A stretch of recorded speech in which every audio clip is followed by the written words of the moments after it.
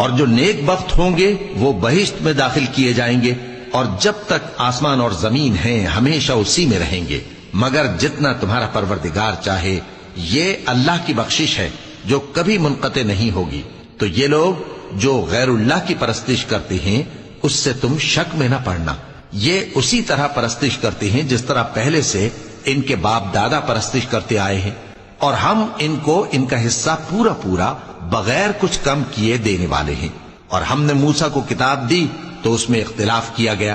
اور اگر تمہارے پروردگار کی طرف سے ایک بات پہلے نہ ہو چکی ہوتی تو ان میں فیصلہ کر دیا جاتا، اور وہ تو اس کی طرف سے بڑے بھاری شک میں پڑے ہوئے ہیں۔ اور تمہارا پروردگار ان سب کو قیامت کے دن ان کے اعمال کا پورا پورا بدلہ دے گا، بے شک جو عمل یہ کرتے ہیں